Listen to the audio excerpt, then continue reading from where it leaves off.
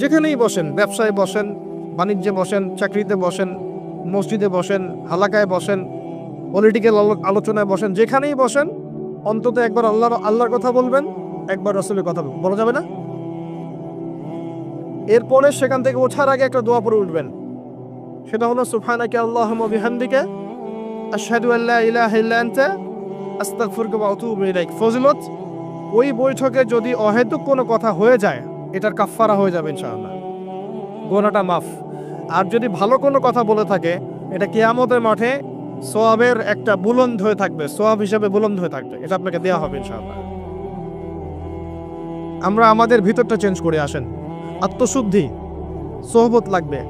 1 number বলেছে কি, তাওহীদ লাগবে, শিরক রাখা যাবে না। 2 নাম্বার সুন্নত লাগবে, বেদাতের সাথে আপোষ করা যাবে না। এই জায়গায় একটা কথা বলে অন্যদিকে যাই, বেদাতীদের একটা শাস্তি আছে, কিন্তু সারা জীবন প্রচুর আমল করেছে কিন্তু আমলগুলো নবীর তরিকায় হয়নি। এ কারণে হাওজে কাউসারের পানি যখন নবী সাল্লাল্লাহু আলাইহি ওয়াসাল্লাম খাওয়াতে যাবেন একটা পর্দা পড়ে যাবে, এটা সহিহ বুখারীতে হাদিসে এসেছে, একটা পর্দা পড়ে যাবে এবং নবী সাল্লাল্লাহু আলাইহি ওয়াসাল্লাম নিজে বলবেন ইন্নাহুম মিন্নি, এরা তো আমার উম্মত। কেন পর্দা পড়ে গেল?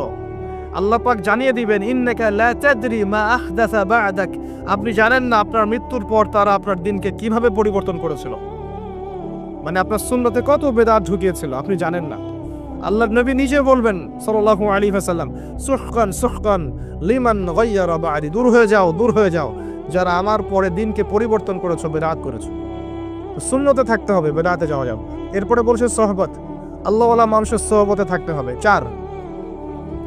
4 নাম্বার হচ্ছে বেশি থেকে